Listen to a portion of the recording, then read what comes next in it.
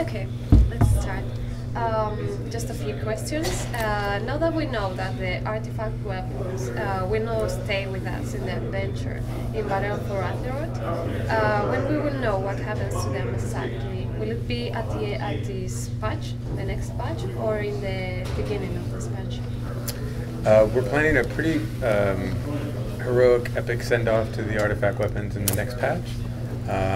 And we don't really have a firm date on that yet, but that's definitely something that we have in the works. So from that point on, it's all going to be about Azerite, and that's going to be the thing that's going to replace the artifact power from Legion into Battle for Azeroth. Your Heart of Azeroth will be like your new artifact weapon. It's what you'll use to level up.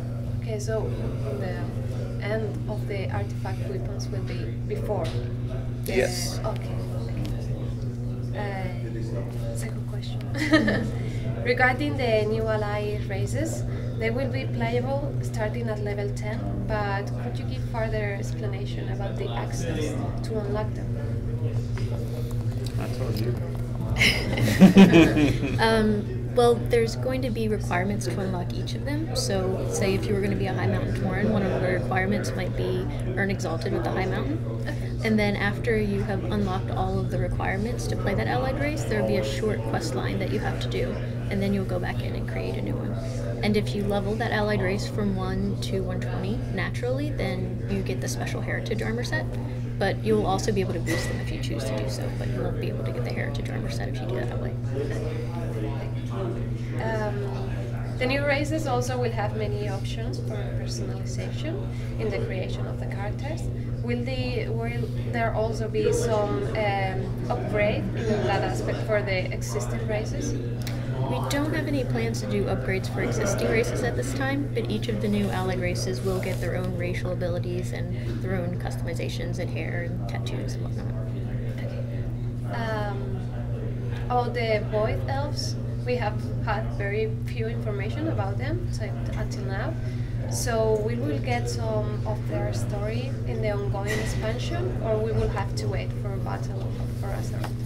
I think you'll get a little more about their story in 735, but the majority of it you'll get in Battle for Azeroth. Regarding the Heart of Azeroth and its system, will it be the same for as we experienced for the artifact, or will it be a whole new system? We're drawing some inspiration off of what we did with the artifact, but we've also made some improvements to it. So your Heart of Azeroth will level up, and depending on the level of your Heart of Azeroth, it empowers other pieces of your gear. So your shoulders, your helm, and your chest piece can be empowered through your Heart of Azeroth, and there's different abilities on each of those sets. So if your Heart of Azeroth is level 5, you might open the first ring. Then if it gets level 10, you open the second ring. And each of those rings has an ability that enhances one of your existing abilities. Okay. We have seen China briefly on the trailer, and we were surprised by her new look. And after being missing for such a long part of the Legion expansion, we have some curiosity about this. Is there information you can share with the community about this? Well, we're good to learn about where Jaina's been once we start the expansion on this next adventure.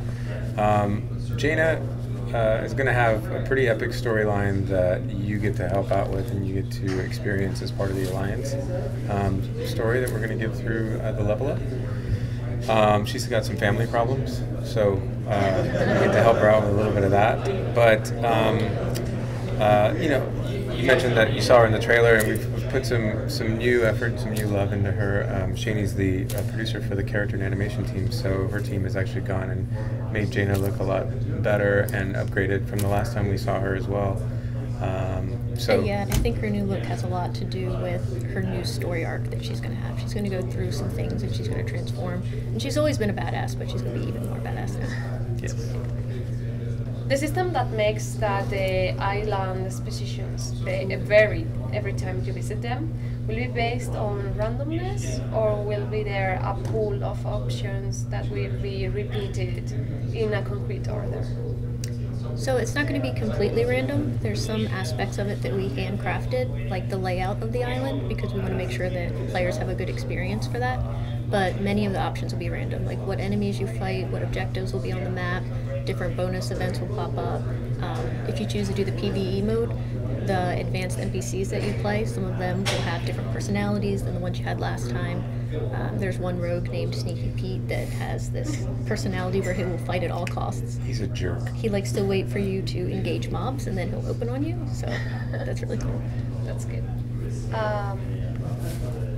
Regarding the island, facing a reduced group of only 3 players, would it be necessary to fulfill a determined group composition, or we will have a system that allows any kind of composition?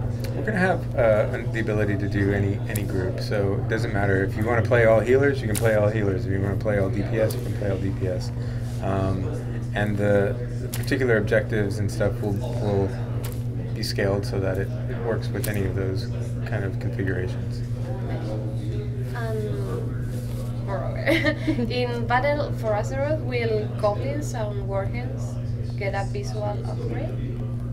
Not this time, Unfortunately not. You know, we spend a lot of time trying to upgrade the game and the fidelity in general, and so there's just certain things that we have time for and we don't have time for, but we want to continue to increase the fidelity of the combat system as well. So a lot of the animations, a lot of the visual effects, and the audio that you experience as a player when you're fighting with any class, you're going to see some improvements on all that stuff as well.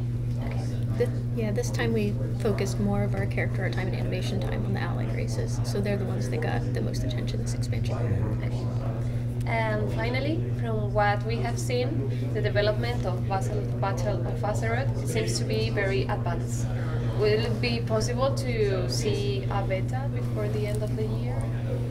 I don't know if we'll get that before the end of the year, but we're hoping to get it out probably early next year, and then, you know, the goal right now for us is to get Battle for Azeroth out into players' hands in 2018. So not too far away. So that's all for me. Okay. Right. Thank you so much. Thank you very much.